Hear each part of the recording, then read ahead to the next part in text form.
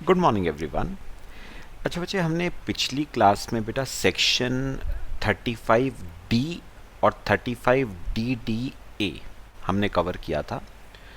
आज एक नया सेक्शन करेंगे बेटा, सिंपल सा है, ध्यान से देखना है। Other deductions section 36 sorry. और मेरे साथ हेडिंग सब लिखना, अदर डिडक्शंस। कुछ बेसिक से पॉइंट्स हैं, ध्यान से जरा समझते हैं। सेक्शन 36, ठीक है। चलो,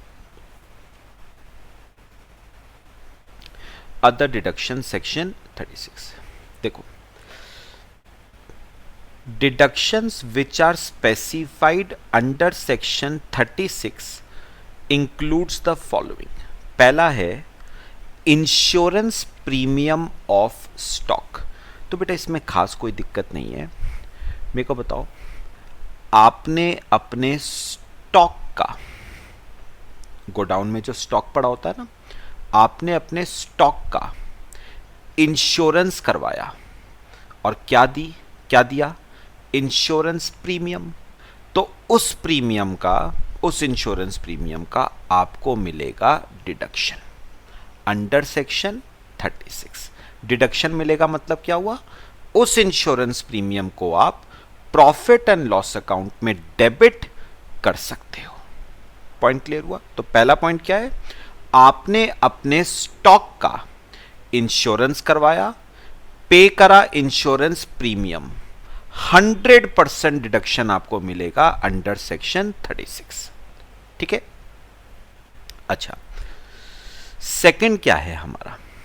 सेकंड है insurance premium of cattle in case of a federal milk cooperative society. चलो बेटा, मैं ना वही पॉइंट्स आपसे थोड़ा डिटेल में डिस्कस करूंगा जो समझने वाले हैं, बाकी तो सिंपल है। तो मैं बी पॉइंट लिख रहा हूं,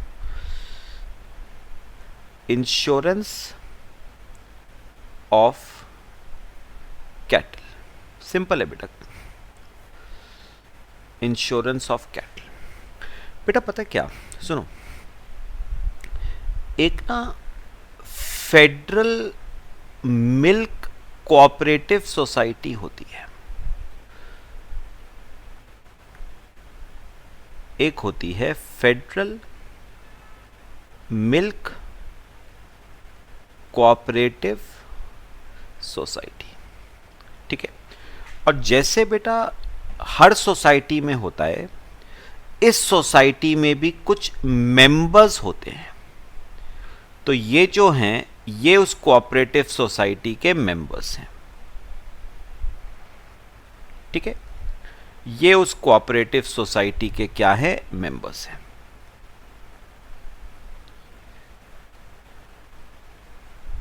ये उस कोऑपरेटिव सोसाइटी के मेंबर्स हैं।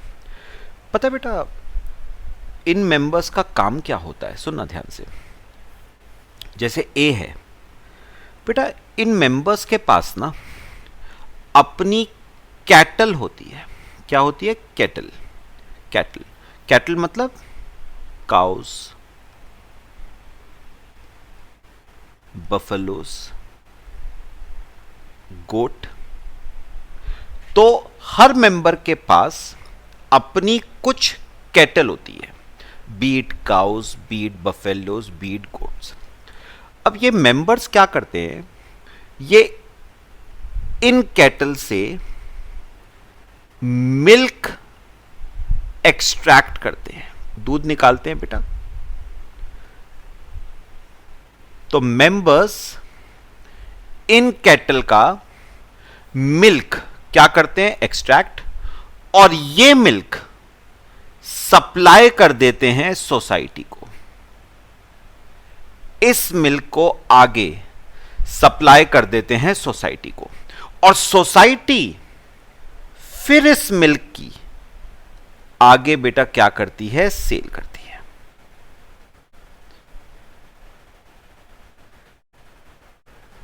सोसाइटी इस मिल्क की आगे क्या करती है? सेल करती है। तो इसी तरीके से बेटा ये सोसाइटी चलती है। हर मेंबर के पास अपनी कुछ गाय भैंस बकरियां होती हैं, ठीक है।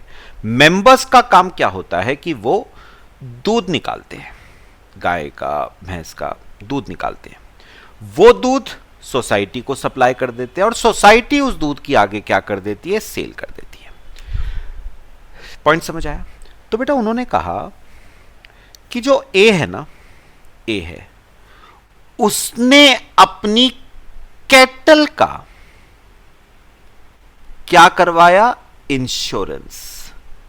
अपनी भैंस का, अपनी गाय का, बकरी का इंश्योरेंस करवाया और पे करा इंश्योरेंस प्रीमियम, तो इसका डिडक्शन आपको मिलेगा अंडर सेक्शन 36।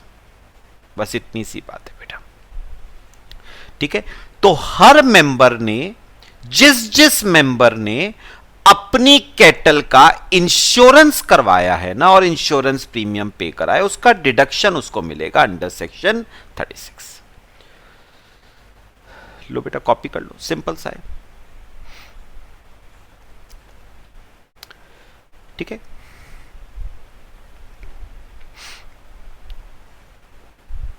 चलो अगला करें। देखो अब बेटा अगला है insurance on the health of employees other than by cash. Very important बेटा, ध्यान रखना है बेटा। अब जो एम्प्लॉयर था ना, एम्प्लॉयर, उसने क्या करा, अपने एम्प्लॉइज के नाम पे, एम्प्लॉयर ने अपने एम्प्लॉइज के नाम पे ली हेल्थ इंश्योरेंस पॉलिसी और उसका क्या पे करा है, इंश्योरेंस प्रीमियम। तो उस इंश्योरेंस प्रीमियम का एम्प्लॉयर को मिलेगा डिडक्शन अंडर सेक्शन 36। लेकिन बच्चे एक शर्त है। शर्त क्या है,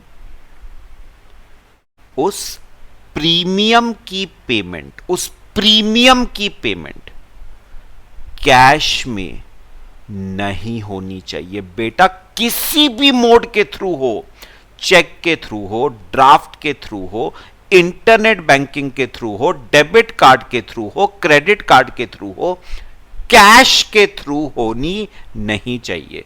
अगर आपने कैश के थ्रू इंश्योरेंस प्रीमियम की पेमेंट करी तो बेटा आपको डिडक्शन अंडर सेक्शन 36 नहीं मिलेगा। पक्का? तो ये पहले 3 पॉइंट्स हमारे किसके थे, इंश्योरेंस के। तो पहले 3 पॉइंट्स हमारे थे इंश्योरेंस के, ठीक है। मेरे ख्याल से बेटा पहले 3 पॉइंट्स क्लियर हुए हैं, ठीक है। अच्छा आगे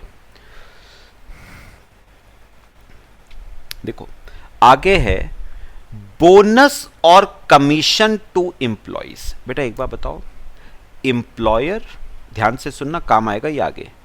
एम्प्लॉयर अपने एम्प्लॉइज को बोनस दे रहा है, एम्प्लॉयर अपने एम्प्लॉइज को कमीशन दे रहा है, तो इस बोनस का, इस कमीशन का एम्प्लॉयर को डिडक्शन मिलेगा अंडर सेक्शन 36। बट बेटा इसमें एक पॉइंट है जो मैं अभी नहीं बताऊंगा, जो मैं आपको बताऊंगा बाद में। Only on payment basis subject to section 43B। बेटा ये सेक्शन जो है ना 43B, ये मैंने अभी आपको नहीं करवाया है, बाद में करवाऊंगा, तो इस पॉइंट पे मैं बाद में दोबारा से आऊंगा। फिलहाल इतना याद करो, एम्प्लॉयर ने एम्प्लॉय को बोनस दिया, एम्प्लॉयर ने एम्प्लॉय को कमीशन दी, इस बोनस का, इस कमीशन का डिडक्शन एम्प्लॉयर को मिलेगा under section 36। But subject to section 43B, ये हम बाद में देखेंगे, ठीक है। समझ आ रहे हैं?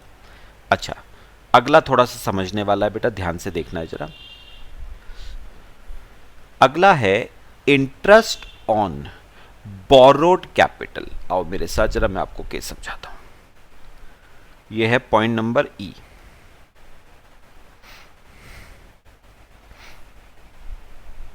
लिखो heading, interest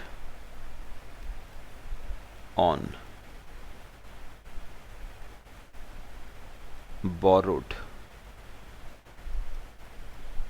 capital, interest on borrowed capital. सुनना बेटा ध्यान से जो मैं कहूंगा, हेडिंग लिख लो, इंटरेस्ट ऑन बोरोड कैपिटल। ठीक है बेटा, अब ये वाला पॉइंट क्या कहता है, ध्यान से सुनना। ये वाला पॉइंट कहता है कि असेसी है, असेसी, ठीक है, उसने किसी बैंक से या किसी फाइनेंशियल इंस्टीट्यूशन से, एग्जाम्पल के तौर पे बैंक से या फाइनेंशियल इंस्टीट्यूशन से असेसी ने कोई लोन लिया, असेसी ने बैंक से या किसी फाइनेंशियल इंस्टीट्यूशन से लोन लिया। अच्छा, लोन लेने का पर्पस क्या था? अच्छा, लोन उसने लिया है अपने बिजनेस और प्रोफेशन के लिए। लोन उसने लिया है अपने बिजनेस और प्रोफेशन के लिए। लोन किस पर्पस के लिए लिया है? बिजनेस और प्रोफेशन के लिए। अच्छा बेटा, अब बिजनेस और प्रोफेशन में भी अलग अलग पर्पस हो सकते हैं ना। बिजनेस और प्रोफेशन में भी अलग अलग पर्पस हो सकते हैं लोन लेने के। जैसे आपने लोन लिया है फॉर एग्जाम्पल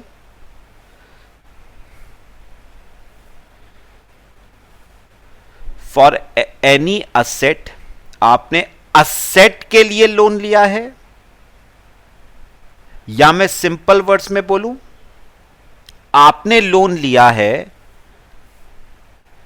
फॉर मीटिंग, आपने लोन लिया है फॉर मीटिंग कैपिटल एक्सपेंडिचर। आपने लोन लिया है बिजनेस और प्रोफेशन के लिए। कौन से खर्चे को मीट आउट करने के लिए? आपने लोन लिया है कैपिटल एक्सपेंडिचर को मीट आउट करने के लिए। या हो सकता है आपने लोन लिया है रेवेन्यू पर्पस के लिए, आपने लोन लिया है रेवेन्यू पर्पस के लिए। जैसे बेटा वर्किंग कैपिटल लोन होता है, जैसे वर्किंग कैपिटल लोन होता है। बेटा वर्किंग कैपिटल लोन मतलब पता है क्या? रोजमर्रा के खर्चों को मीट आउट करने के लिए जो लोन लेते हो ना, उसे हम वर्किंग कैपिटल लोन कहते हैं। रोजमर्रा के, डेली, ऑर्डिनरी, डेली कोर्स में जो खर्चे होते हैं बेटा, रोजमर्रा के जो खर्चे होते हैं, उनको मीट आउट करने के लिए जो लोन लेते हो वो वर्किंग कैपिटल लोन होता है। तो बेटा लोन लेने के दो पर्पस होते हैं। या तो आपने लोन लिया है किसी असेट के लिए, या आपने लोन लिया है रेवेन्यू पर्पस के लिए। तो बेटा सबसे पहले पता है सेक्शन 36 क्या कहता है?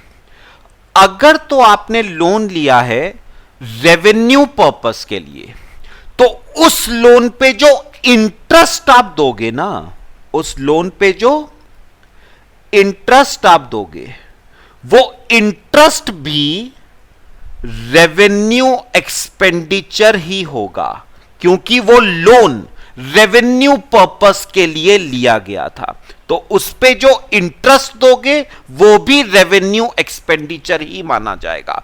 और क्योंकि वो रेवेन्यू एक्सपेंडिचर है, तो उस इंटरेस्ट का आपको डिडक्शन मिलेगा अंडर सेक्शन 36। मैंने क्या कहा बेटा, दोबारा बोल रहा हूं। अगर आपने लोन लिया है रेवेन्यू पर्पसेस के लिए, तो उस लोन पे जो इंटरेस्ट आप दोगे वो इंटरेस्ट भी रेवेन्यू एक्सपेंडिचर ही माना जाएगा और उसका डिडक्शन आपको सेक्शन 36 में मिलेगा। पॉइंट क्लियर हुआ? अच्छा, अगर आपने लोन लिया है किसी असेट के लिए, ध्यान से सुनना बेटा जो मैं बोलूंगा, इसमें दो बातें हैं।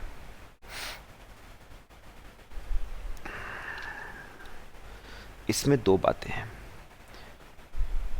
Interest from date of borrowing till asset is put to use,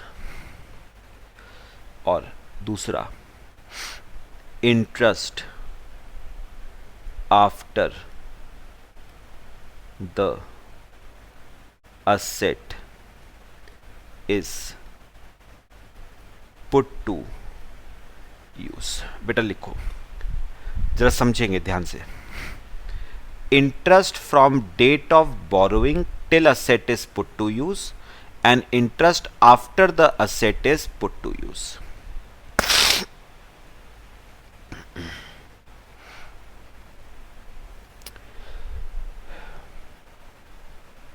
copy कर लो बेटा। मैं ना एक काम करना, 2-3 लाइनें छोड़ना बेटा, 2-3 लाइनें छोड़ना और फिर एक ये डायग्राम बनाओ जरा।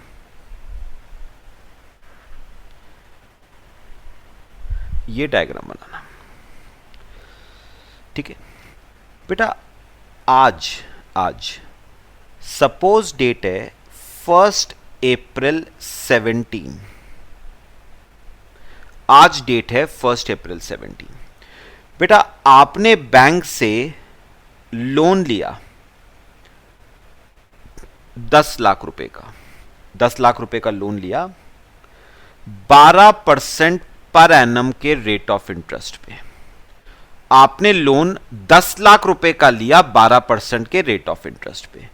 अच्छा, पर्पस इस लोन को लेने का क्या है? For example, for construction of an asset. आपने ये लोन लिया है किसी असेट के कंस्ट्रक्शन के लिए। लिख लो, आपने ये लोन लिया है किसी असेट के कंस्ट्रक्शन के लिए 10 लाख रुपए का, ठीक है। अब बेटा हुआ क्या, आपने इस लोन को लगाया किस पर्पस पे? कंस्ट्रक्शन के लिए। और बेटा कंस्ट्रक्शन कंप्लीट हो गई 1 अप्रैल 18 को, एक साल के अंदर अंदर। मैंने अभी सिंपल रखा है बेटा। 1 अप्रैल 18 को कंस्ट्रक्शन क्या हो गई? कंप्लीट हो गई, ठीक है। मतलब asset is ready to use. Asset is ready to use मतलब असेट यूज करने के लिए तैयार है, ठीक है बेटा। समझ आया? अब सुनना मेरी बात बेटा। बेटा आप लोग ना अकाउंटिंग स्टैंडर्ड में एक अकाउंटिंग स्टैंडर्ड पढ़ोगे AS 16, जो कि बोरोइंग कॉस्ट के ऊपर है। सिंपल वर्ड्स में बोलूं तो बोरोइंग कॉस्ट का मतलब इंटरेस्ट की कॉस्ट। बोरोइंग कॉस्ट का मतलब क्या है? इंटरेस्ट की कॉस्ट। बेटा AS 16 क्या कहता है? AS 16 कहता है कि जब तक, ध्यान से सुनना, जब तक असेट रेडी टू यूज नहीं हो जाता, जब तक असेट रेडी टू यूज नहीं हो जाता, तब तक का जो इंटरेस्ट है ना, वो तब तक का जो इंटरेस्ट है वो रेवेन्यू एक्सपेंडिचर नहीं होता है, वो कैपिटल एक्सपेंडिचर होता है और वो इंटरेस्ट असेट की कॉस्ट में ऐड हो जाता है। बेटा कैपिटल एक्सपेंडिचर है ना, तो असेट की कॉस्ट में क्या हो जाएगा, ऐड। कौन सा interest, till the asset is ready to use. तो मुझे बताओ 1/4/17 को लोन लिया था और असेट 1/4/18 को रेडी टू यूज हो गया, मतलब 1 साल का जो इंटरेस्ट है 10 लाख पे 12% 1 साल का, मतलब जो 1,20,000 रुपए का इंटरेस्ट है ना, वो कौन सा एक्सपेंडिचर माना जाएगा, वो कैपिटल एक्सपेंडिचर माना जाएगा और वो असेट की कॉस्ट में क्या हो जाएगा, ऐड। तो added to cost of asset, तो वो इंटरेस्ट असेट की कॉस्ट में क्या हो जाएगा, ऐड हो जाएगा, पक्का। लेकिन हां, एक बार असेट रेडी टू यूज हो गया, उसके बाद का जो इंटरेस्ट है ना, उसके बाद का जो इंटरेस्ट है वो क्या होगा, रेवेन्यू एक्सपेंडिचर। वो रेवेन्यू एक्सपेंडिचर होगा और उसका आपको डिडक्शन मिलेगा अंडर सेक्शन 36। मतलब आप उस एक्सपेंडिचर को पीएल में क्या कर सकते हो बेटा, डेबिट कर सकते हो। याद रखना, ये एक्सपेंडिचर रेवेन्यू नहीं है, तो इसका डिडक्शन नहीं मिलेगा आपको, नो डिडक्शन अंडर सेक्शन 36। ठीक है, तो कौन से बेटा, कौन से वाले खर्चे का डिडक्शन मिलेगा आपको सेक्शन 36 में, जो खर्चा आपने किया है after the asset is ready to use. तो any interest incurred up to the asset is ready to use, वो कैपिटल एक्सपेंडिचर है, उसका डिडक्शन नहीं मिलेगा। बट एक बार असेट रेडी टू यूज हो गया, उसके बाद का जो इंटरेस्ट है उसका डिडक्शन हम आपको सेक्शन 36 में देंगे। ये कौन कहता है बेटा, AS 16। कॉपी करो पहले से।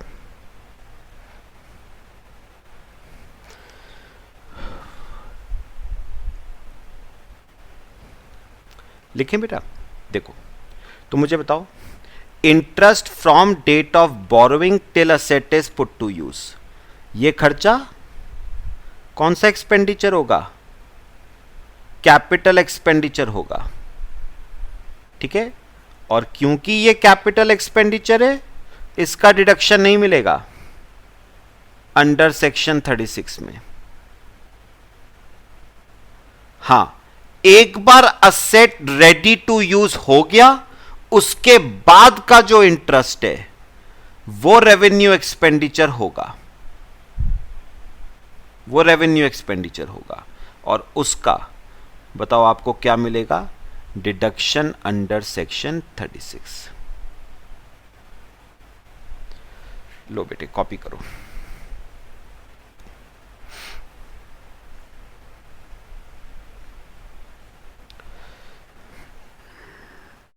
लो बेटा कॉपी कर लो। मेरे ख्याल से बेटे समझ आया है। तो असेट जब तक रेडी टू यूज नहीं हो रहा तब तक का इंटरेस्ट कैपिटल एक्सपेंडिचर है, वो असेट की कॉस्ट में ऐड हो जाएगा, उसका कोई डिडक्शन नहीं है सेक्शन 36 में। हां, एक बार असेट रेडी टू यूज हो गया, उसके बाद का इंटरेस्ट रेवेन्यू एक्सपेंडिचर है, आपको डिडक्शन मिल जाएगा सेक्शन 36 में। ठीक है, लेकिन यहां पर भी ना बेटा, कॉपी कर लिया, यहां पर भी ना बात वही है जो मैंने ऊपर डी पॉइंट में बताई थी, सब्जेक्ट टू सेक्शन 43B। तो इंटरेस्ट का डिडक्शन आपको सेक्शन 36 में मिलता है, but subject to section 43B। तो हमें पढ़ना पड़ेगा सेक्शन 43B क्या कहता है, वो बाद में पढ़ेंगे बेटा। सब बताओ, पहले 5 पॉइंट्स क्लियर हुए हैं सबको? ठीक है, अगला देखें। अच्छा, F है discount on issue of 0 coupon bonds. आ जाओ,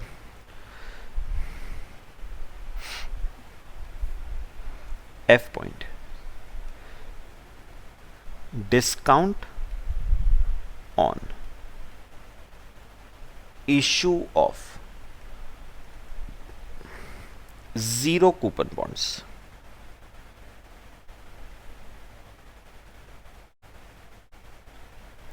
discount on issue of zero coupon bonds. Sir ये जीरो कूपन बॉन्ड्स क्या होते हैं? पता है बेटा, जैसे आपने नोटिस किया होगा बॉन्ड्स ऐसे होते हैं, जैसे देखो एग्जांपल देता हूं, 10% बॉन्ड्स या 12% बॉन्ड्स या 8% बॉन्ड्स। तो ये क्या होता है 10% और 12%? ये क्या होता है? ये बेटा होता है उन बॉन्ड्स का कूपन रेट, जिसे आप इंटरेस्ट रेट भी कहते हो। ये उन बॉन्ड्स का होता है कूपन रेट यानी इंटरेस्ट रेट। अब सुनो, इन बॉन्ड्स का नाम क्या है? Zero coupon bond. Zero coupon मतलब इन बॉन्ड्स पे इंटरेस्ट रेट इज कितना? जीरो।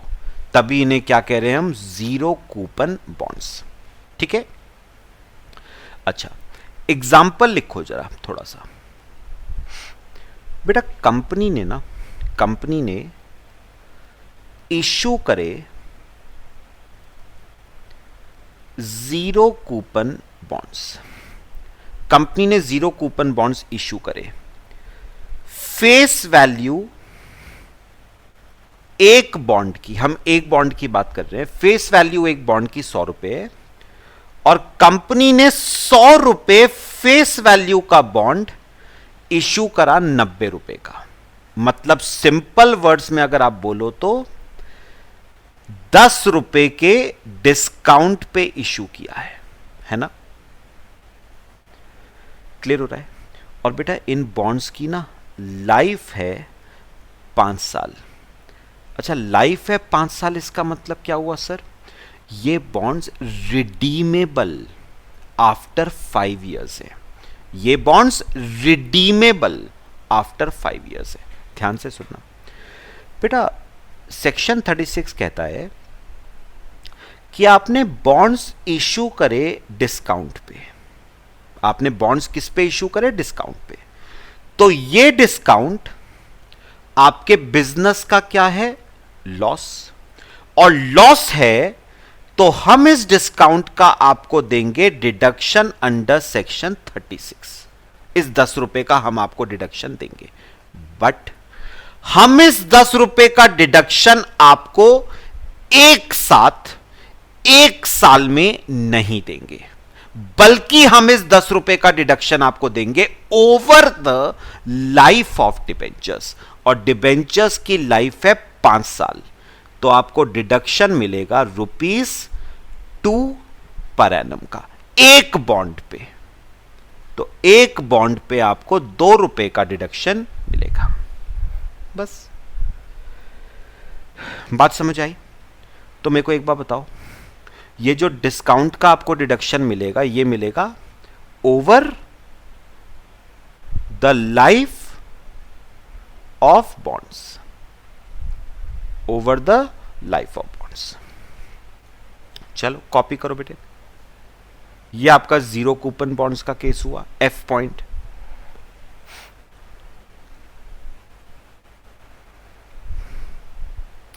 ठीक है, चलो अगला करें।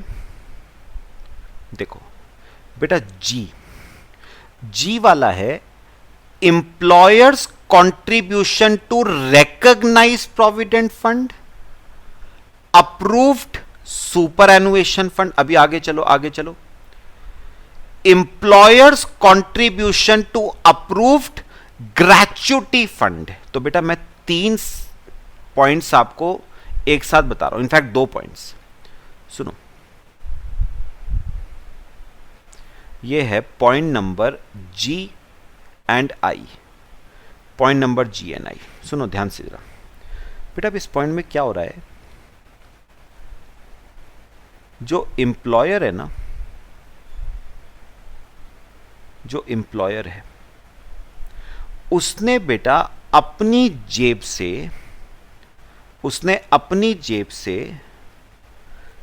कुछ पैसा जमा करवाया। एम्प्लॉयर ने अपनी जेब से कुछ पैसा जमा करवाया। कहां पर? एम्प्लॉय के रिकॉग्नाइज्ड प्रोविडेंट फंड में, ठीक है, या फिर एम्प्लॉय के सुपर एनुएशन फंड में,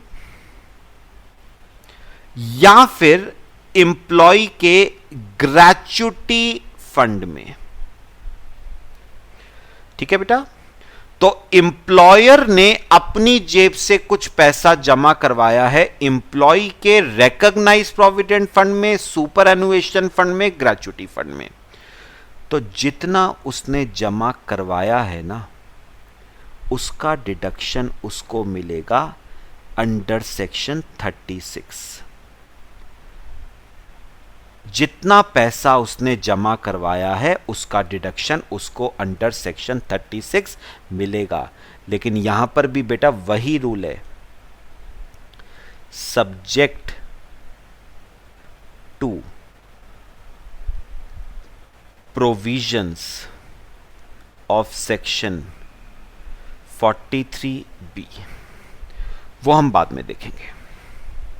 सिंपल क्लॉज था, एम्प्लॉयर ने अपनी जेब से कुछ पैसा जमा करवाया एम्प्लॉय के रिकॉग्नाइज प्रोविडेंट फंड में, सुपर एनुएशन फंड में, ग्रेच्युटी फंड में, तो उसका डिडक्शन एम्प्लॉयर को मिलेगा अंडर सेक्शन 36।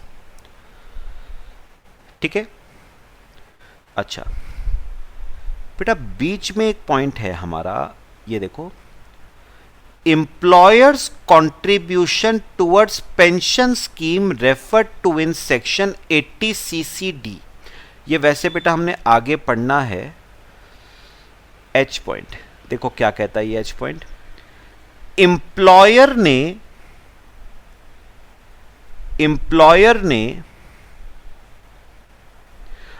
अपनी जेब से कुछ पैसा जमा करवाया।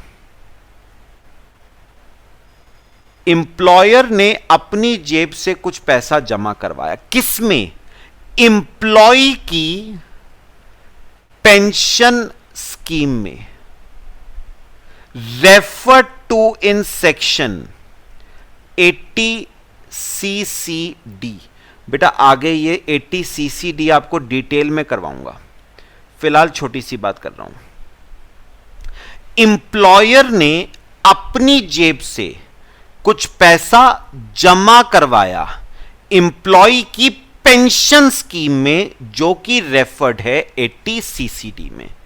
तो बेटा इस कंट्रीब्यूशन का ना डिडक्शन एम्प्लॉयर को मिलेगा बेटा अंडर सेक्शन 36। बट बेटा इसमें ना एक लिमिट है, मैक्सिमम डिडक्शन लिमिट है बेटा। मैक्सिमम डिडक्शन जो एम्प्लॉयर ले सकता है वो है 10% ऑफ सैलरी ऑफ एम्प्लॉय। तो एम्प्लॉय की सैलरी का मैक्सिमम 10%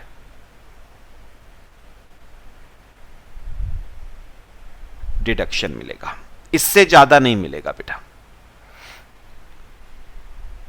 फिर वही बात आ जाती है बेटा, सैलरी में क्या क्या आएगा? तो बेटा सैलरी में यहां पर बेसिक सैलरी आएगी और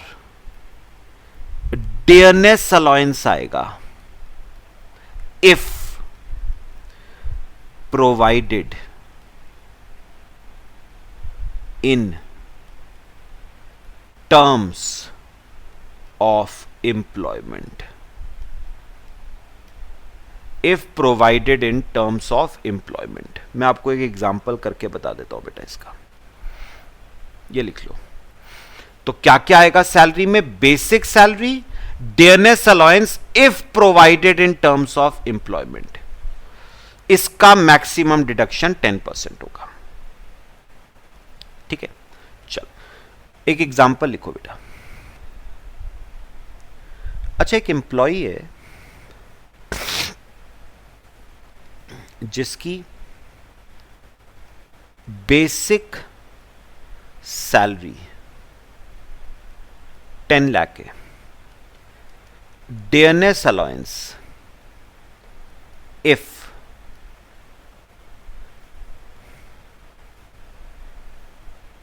dearness allowance forming part of salary,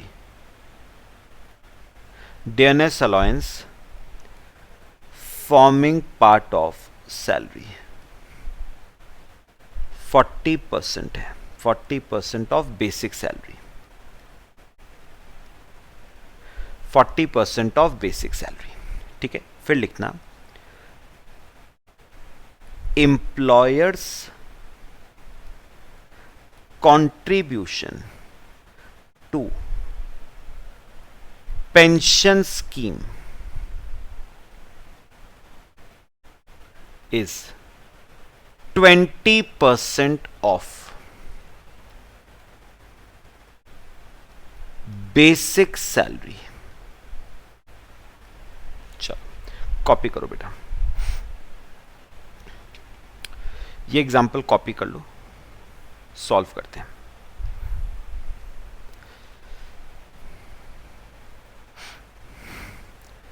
देखो बेटा, मुझे एक बात बताओ, एम्प्लॉयर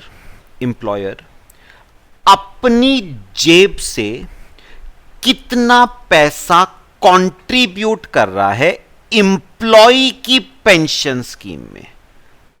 बेसिक सैलरी का 20%। तो यहां पर लिखो एम्प्लॉयर्स कंट्रीब्यूशन कितना है बेटा? 20% ऑफ बेसिक सैलरी, और बेसिक सैलरी है एम्प्लॉय की 10 लाख, तो उसका 20% यानी 2 लाख रुपीस वो कंट्रीब्यूट कर रहा है एम्प्लॉय की पेंशन स्कीम में। बट 2 लाख रुपए का डिडक्शन नहीं मिलेगा उसको। मैक्सिमम डिडक्शन अंडर सेक्शन 36 उसको मिलेगा 10% ऑफ सैलरी। और सैलरी में क्या क्या आता है? Basic salary 10 lakh plus dearness allowance forming part of salary 40% of basic salary. तो 10 लाख का 40% यानी 4 लाख। समझ आ रहा है? तो 14 लाख का 10% कितना हो गया? 1,40,000 का उसको डिडक्शन मिलेगा अंडर सेक्शन 36। तो बेटा कितने रुपए का डिडक्शन नहीं मिलेगा उसको? जमा करवाया था उसने 2 लाख, ठीक है, डिडक्शन मिलेगा 1,40,000 का। तो कितने रुपए का डिडक्शन उसको नहीं मिलेगा बेटे? 60,000 रुपीस का डिडक्शन नहीं ले पाएगा वो। इसे हम कहते हैं एक्सपेंस डिसअलाउड। Expense disallowed. तो मुझे बताओ, उसने जेब से कंट्रीब्यूट किया था 2 लाख, उसमें से डिडक्शन उसको मिल जाएगा 1,40,000 का। तो कितना रुपए डिसअलाउ हो गया? मतलब कितने रुपए का डिडक्शन उसको नहीं मिलेगा? 60,000 रुपीस का डिडक्शन उसको नहीं मिलेगा बेटे। 80 सीसीटी डिटेल में आपसे डिस्कस करूंगा, फिलहाल कॉपी करो।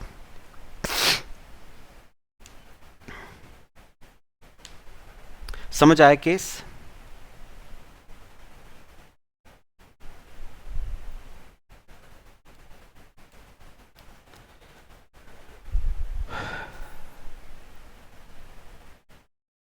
चलें आगे चलें। देखो तो हमारा एच पॉइंट भी हो गया। अच्छा,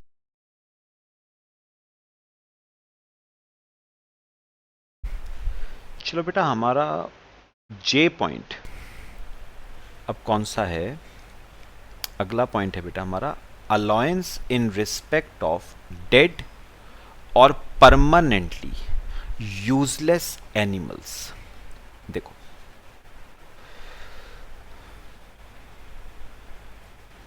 allowance in respect of dead animals, allowance in respect of dead animals. चलो केस समझते हैं बेटा, सिंपल सा है बेटा। वो कह रहा है कि कोई असेसी है,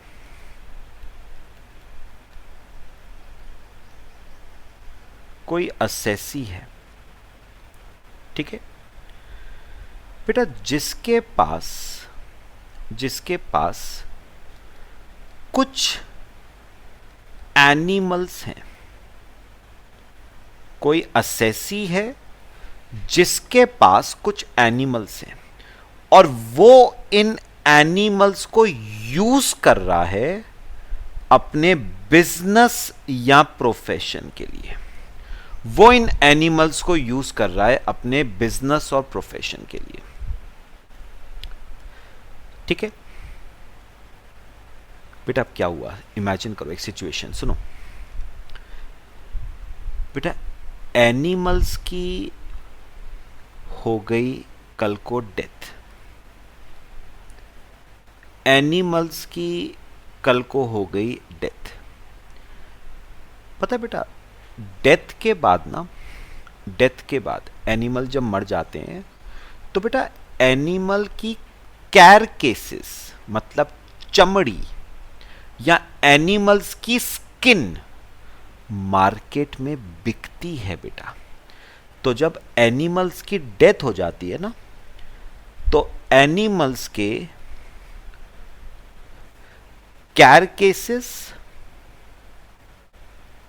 कैरकेसेस यानी चमड़ी, अच्छा एनिमल्स की स्किन, ठीक है, मार्केट में बिकती है। तो उनके कैरकेसेस और स्किन मार्केट में क्या होते हैं, सेल। सपोज उनकी कैरकेसेस और स्किन मार्केट में बिकी 1,00,000 रुपए की, ठीक है। और पता है बेटा ये एनिमल्स कितने के थे, ये एनिमल्स थे 3,00,000 रुपए के। एनिमल्स थे 3,00,000 के और कल को उनकी डेथ के बाद उनकी चमड़ी, उनके स्किन, उनका टीथ, उनकी बोन्स मार्केट में 1,00,000 की बिकी। तो मुझे एक बात बताओ, 3,00,000 के एनिमल्स मरने के बाद बेटा कितने के बिके, 1,00,000 के। तो नुकसान हो गया ये तो हमें कितने रुपए का नुकसान हो गया, 2,00,000 रुपए का बेटा नुकसान हो गया। गवर्नमेंट ने कहा इस लॉस का हम आपको डिडक्शन दे देंगे अंडर सेक्शन 36, क्योंकि आप उन असेट्स को, उन एनिमल्स को यूज कर रहे थे अपने बिजनेस और प्रोफेशन के लिए। तो बेटा मैंने क्या कहा, डेथ के बाद क्या क्या चीजें बिकती हैं उनकी, बेटा कैरकेसेस चमड़ी बिकती है, स्किन बिकती है, बोन्स बिकती हैं, टीथ बिकते हैं।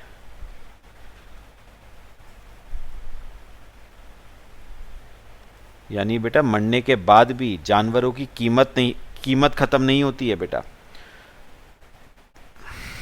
तो जो नुकसान हुआ है ना 2,00,000 रुपए का, उसका डिडक्शन आपको गवर्नमेंट दे रही है सेक्शन 36 में। कॉपी कर लो।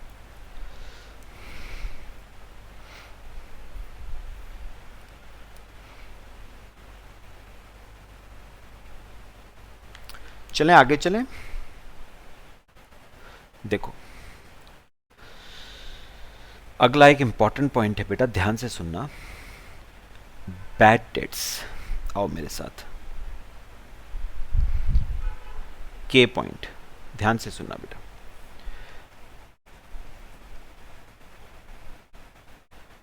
बैड डेट्स, सिंपल बात है बेटा बैड डेट्स में ना दो बातें होती हैं बेटा। एक तो होते हैं प्रोविजन फॉर बैड डेट्स, एक तो होते हैं प्रोविजन फॉर बैड डेट्स और एक होते हैं एक्चुअल बैड डेट्स। बेटा दोनों में डिफरेंस क्या है? प्रोविजन का मतलब होता है हमें लगता है कि हमें बैड डेट्स होने वाले हैं, तो हम आज ही बुक्स में उसका क्या बना रहे हैं? प्रोविजन। और एक्चुअल बैड डेट्स होते हैं मतलब एक्चुअल में बैड डेट्स हो गए, होने वाले नहीं है, हो गए। बेटा गवर्नमेंट ने क्या कहा? गवर्नमेंट ने कहा हम प्रोविजंस का आपको डिडक्शन नहीं देंगे। No deduction. बेटा प्रोविजंस का डिडक्शन नहीं देगी government. No deduction under section 36। हां, गवर्नमेंट कह रही है एक्चुअल में जब बैड डेट्स हो जाएंगे ना तो आप डिडक्शन ले लो। मना किसने करा है? आपको डिडक्शन मिल जाएगा अंडर सेक्शन 36। तो हम तो क्या कह रहे हैं? हम तो कह रहे हैं प्रोविजन का डिडक्शन नहीं देंगे, एक्चुअल बेसिस पे डिडक्शन लेना है ले लो, कौन रोक रहा है?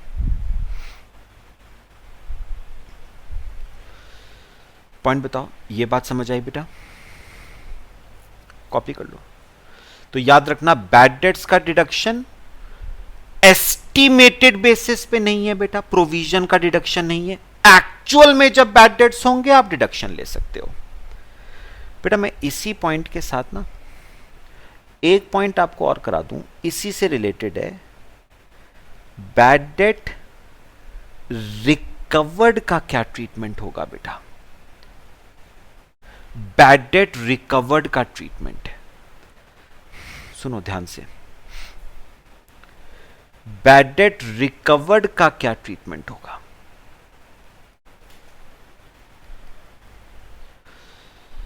बेटा सुनना, बहुत सिंपल बात है। If bad debts allowed as a deduction,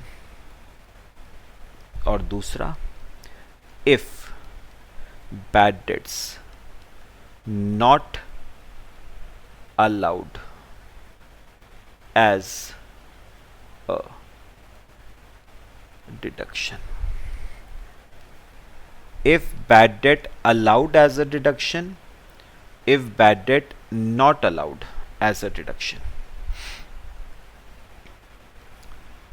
सुनो बेटा, बात सुनना, बहुत सिंपल बात है। सुनो बेटा, गवर्नमेंट ने क्या कहा? सुनो गवर्नमेंट ने क्या कहा? गवर्नमेंट ने कहा आपको बैड डेट रिकवर हुए हैं, मतलब पहले कभी बैड डेट्स हुए थे, अब आपको वो बैड डेट्स क्या हो गए? रिकवर हो गए। ठीक है, तो गवर्नमेंट ने कहा अगर, ध्यान से सुनना, अगर हमने बैड डेट्स का पहले जब हुए थे बैड डेट्स, तब अगर हमने बैड डेट्स का आपको डिडक्शन दिया था, तो अब बैड डेट रिकवर जब होंगे ना, तो हम इस बैड डेट रिकवर्ड को इनकम मान लेंगे और इस पे क्या लगा देंगे? टैक्स लगा देंगे। समझो समझो, मैं आपको समझाता हूं। यहां पर देखना बेटा,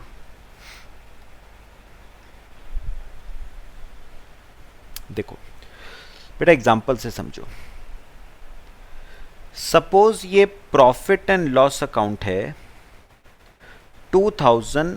1920 का। बेटा 1920 में ना हमें बैड डेट्स हुए थे 1 लाख रुपए के, ठीक है, और गवर्नमेंट ने उस 1 लाख रुपए का हमें क्या दे दिया था बेटे? डिडक्शन दे दिया था। गवर्नमेंट ने इस 1 लाख का हमें बेटा क्या दे दिया था? डिडक्शन दे दिया था। 1920 में दे दिया था डिडक्शन। अब क्या हुआ बेटा, अब 2021 में, अब 2021 में ये बैड डेट्स हो गए बेटा रिकवर।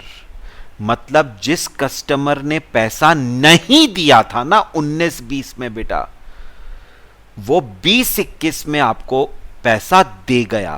तो गवर्नमेंट ने कहा जब बैड डेट्स हुए थे हमने आपको उसका डिडक्शन दिया था, ठीक है। अब जब बैड डेट्स रिकवर होंगे तो हम बैड डेट रिकवर्ड को आपकी इनकम मान लेंगे, और इनकम है तो वो पीएल में क्या हो जाएगी, क्रेडिट। पीएल में क्रेडिट हो रही है, इसका मतलब इस पे क्या लग जाएगा, टैक्स लग जाएगा। तो ये 1 लाख टैक्सेबल हो जाएगा अंडर द हेड पीजीबीपी। ये टैक्सेबल हो जाएगा अंडर द हेड पीजीबीपी। भाई बात सिंपल है ना, जब बैड डेट हुए थे गवर्नमेंट ने आपको क्या दे दिया था, डिडक्शन, मतलब प्रॉफिट्स को कम कर दिया था। अब जब बैड डेट रिकवर हो गए तो उसे इनकम मान लिया जाएगा, प्रॉफिट्स को बढ़ा दिया जाएगा, टैक्स लगा दिया जाएगा। ठीक है बेटा। अच्छा दूसरा वाला अब आप मुझे अपने आप बता सकते हो, कॉपी करा बेटा। अब दूसरा वाला क्या है, अब ये देखो दूसरा वाला क्या है बेटा। दूसरा वाला केस क्या है कि 19-20 में हमें बैड डेट्स हुए थे, कितने रुपए के, 1 लाख रुपए के। हमने गवर्नमेंट से मांगा डिडक्शन कि हमें बैड डेट्स हुए हैं, 1 लाख रुपए का डिडक्शन दो। गवर्नमेंट ने क्या करा बेटा, डिडक्शन देने से कर दिया मना। गवर्नमेंट ने कहा कोई डिडक्शन नहीं मिलेगा बैड डेट्स का आपको। क्लियर हुआ। मैंने कहा चलो कोई बात नहीं, वक्त तो सबका आता है। अब हुआ क्या, 20-21 में बेटा वो कस्टमर पैसा लौटा गया। 20-21 में वो कस्टमर पैसा लौटा गया। गवर्नमेंट ने कहा अच्छा पैसा रिसीव हुआ है, इनकम है, इनकम है तो हम उस पे क्या लगा देंगे, टैक्स लगा देंगे। तो गवर्नमेंट ने बैड डेट्स रिकवर्ड को पीएल में क्या कर दिया, क्रेडिट कर दिया। भाई पैसा रिसीव हुआ है, इनकम है तो टैक्स लगेगा। मैंने गवर्नमेंट से कहा अच्छा जब बैड डेट हुए थे तब तो डिडक्शन दिया नहीं था, अब जब बैड डेट रिकवर हो रहे हैं तो उस पे टैक्स कैसे लगा दोगे, आप इस पे टैक्स भी नहीं लगा सकते। यानी बेटा एक बात समझना, बैड डेट रिकवर्ड को इनकम तभी माना जाएगा जब पहले बैड डेट्स का आपको क्या मिला था, डिडक्शन मिला था। अगर गवर्नमेंट ने पहले आपको बैड डेट्स का डिडक्शन दिया था तो अब बैड डेट रिकवर्ड इनकम बनेगी, टैक्सेबल हो जाएगी। बट अगर पहले गवर्नमेंट ने बैड डेट्स का डिडक्शन दिया ही नहीं था तो अब बैड डेट रिकवर्ड को आप इनकम नहीं मानोगे। इनकम नहीं है तो उस पर टैक्स नहीं लगेगा। बेटा एवरी कॉइन हैज 2 साइड्स। पहले आपने डिडक्शन दिया था तो अब इनकम मान लो, पहले डिडक्शन नहीं दिया था तो अब इनकम किस बात से मानोगे बेटा, समझ आया। यह आपका बैड डेट्स का ट्रीटमेंट हो गया पूरा।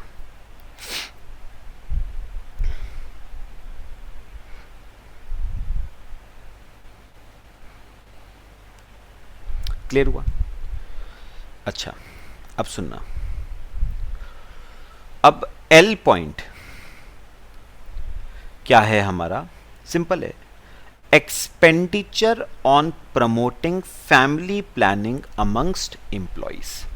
तो बेटा पॉइंट सिंपल है बेटा। ये वाला पॉइंट क्या कहता है, पहली बात मैं आपको एक बार बता दूं, this deduction is available only to companies.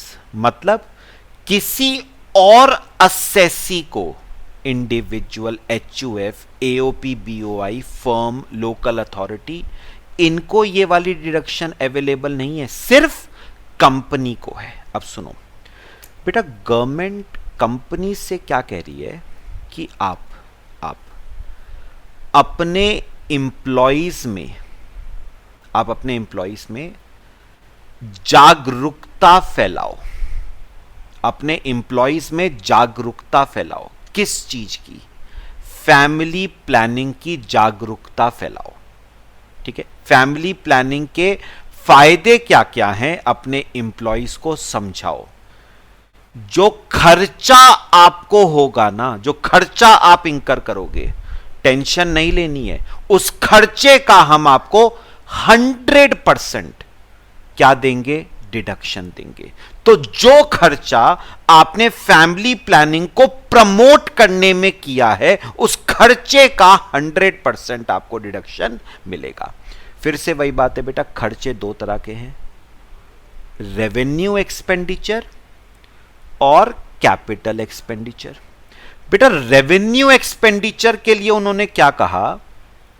उन्होंने कहा अगर खर्चा रेवेन्यू नेचर का है, रेवेन्यू एक्सपेंडिचर है, तो 100% डिडक्शन मिलेगा in the year in which expenditure is incurred. मतलब एक बात सुनो, अगर आपने रेवेन्यू एक्सपेंडिचर इंकर किया है फैमिली प्लानिंग पे 20-21 में 2 लाख रुपए का खर्चा, तो पूरे 2 लाख रुपए का डिडक्शन आपको 20-21 में मिल जाएगा। 21-22 में आपने 1 लाख रुपए का खर्चा किया फैमिली प्लानिंग पे, तो पूरे 1 लाख रुपए का डिडक्शन आपको 21-22 में मिल जाएगा बेटा।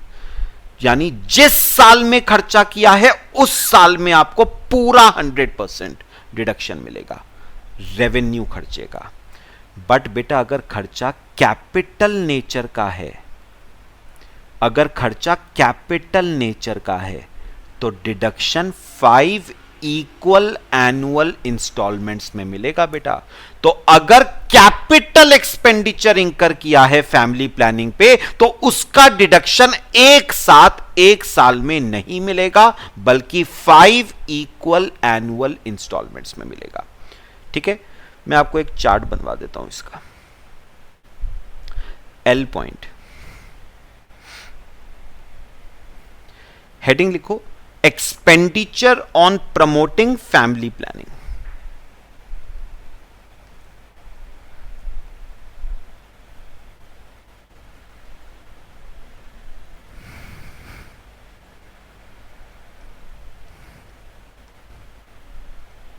Expenditure on promoting family planning.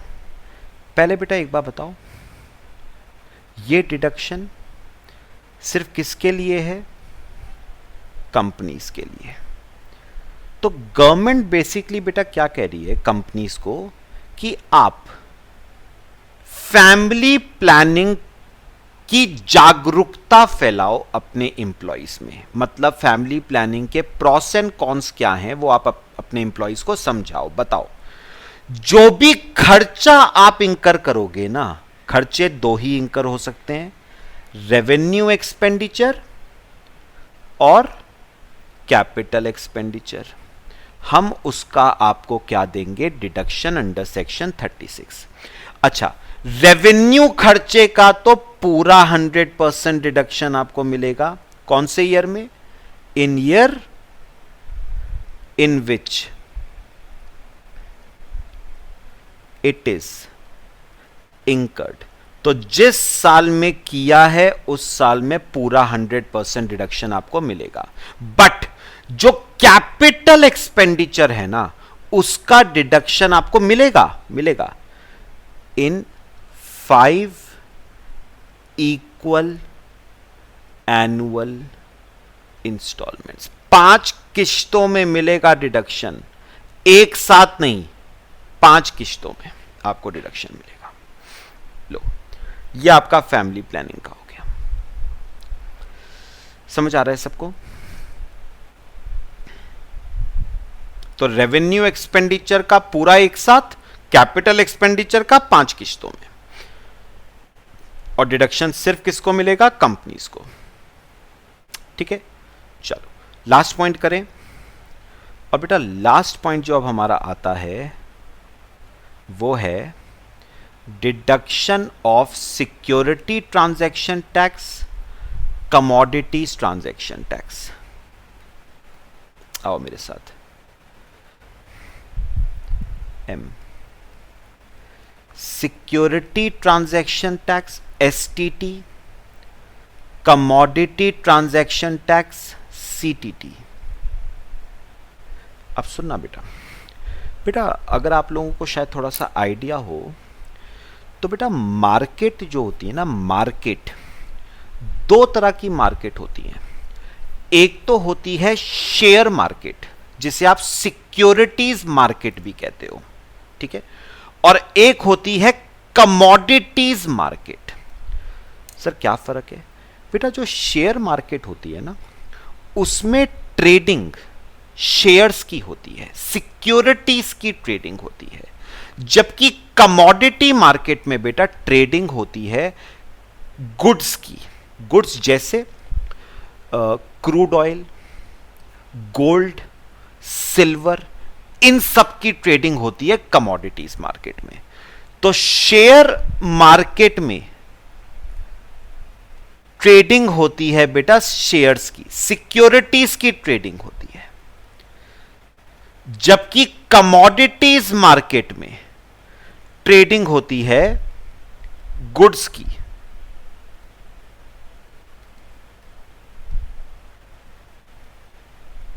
जैसे क्रूड ऑयल, कच्चा तेल, गोल्ड, सिल्वर एटसेट्रा। तो ये होती है कमोडिटीज मार्केट। तो बेटा जो ये एसटीटी है ना, सिक्योरिटीज ट्रांजैक्शन टैक्स, ये आता है शेयर मार्केट के केस में, ठीक है, और कमोडिटीज ट्रांजैक्शन टैक्स आता है कमोडिटीज मार्केट के केस में, ठीक है। होता क्या है, मैं थोड़ा सा आपको समझाता हूं, फिर काम की बात बताऊंगा। बेटा जब आप शेयर्स खरीदते हो या आप शेयर्स बेचते हो शेयर मार्केट में, तो गवर्नमेंट आपसे छोटा सा टैक्स चार्ज करती है, and that tax is known as securities transaction tax. ये आपको तब भी देना पड़ता है जब आप खरीदते हो, ये आपको तब भी देना पड़ता है जब आप बेचते हो। सिमिलरली बेटा अगर आप क्रूड ऑयल की सेल परचेज करते हो, गोल्ड की सेल परचेज करते हो, सिल्वर की सेल परचेज करते हो कमोडिटीज मार्केट में, तो गवर्नमेंट आपसे टैक्स चार्ज कर रही है कमोडिटीज ट्रांजैक्शन टैक्स, ठीक है। अब सुनना ध्यान से जो मैं बोलूंगा बेटा। अब ना दो बातें हैं, ध्यान से सुनना।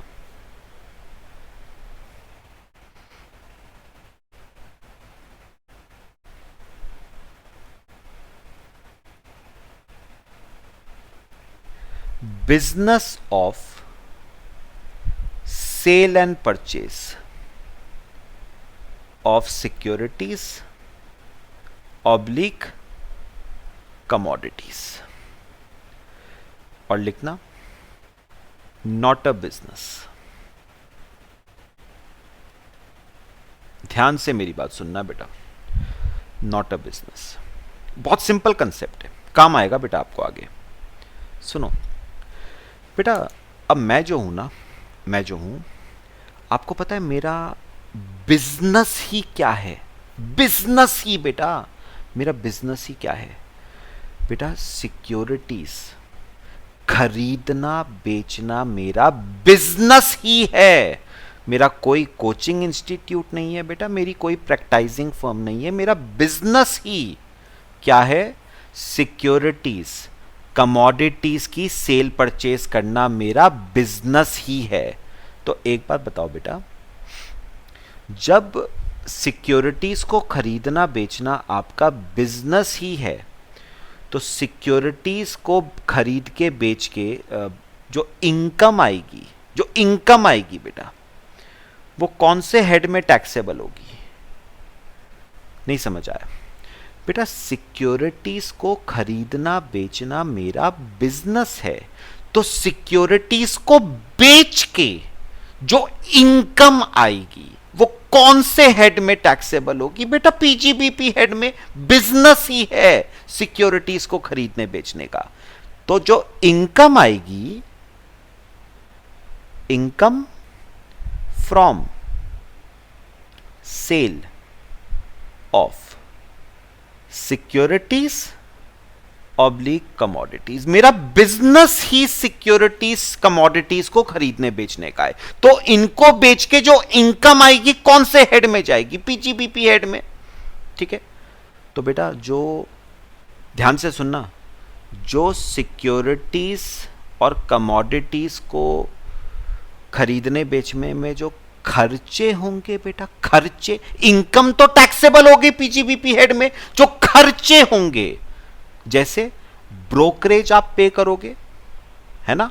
अच्छा, आप सिक्योरिटीज ट्रांजैक्शन टैक्स पे कर रहे हो, कमोडिटीज ट्रांजैक्शन टैक्स पे कर रहे हो, ये खर्चे हैं।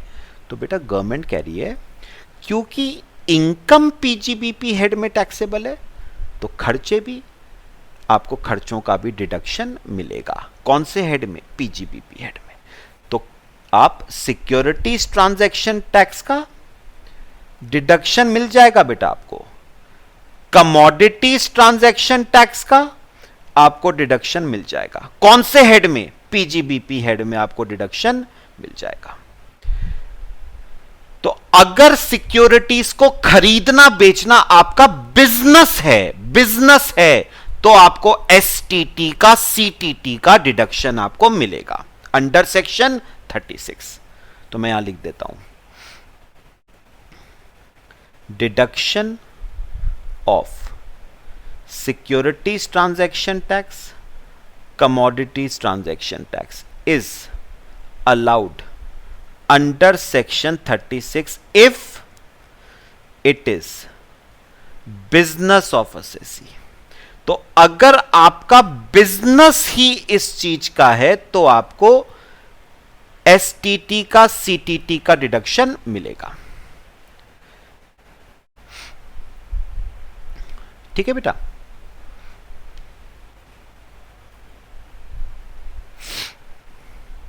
तो आपको देखो एसटीटी का डिडक्शन मिल गया, सीटीटी का डिडक्शन मिल गया।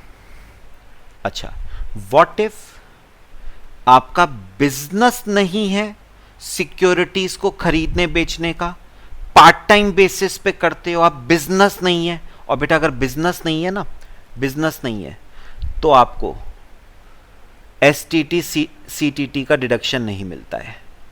No deduction of securities transaction tax oblique commodities transaction tax, आपको डिडक्शन नहीं मिलता है।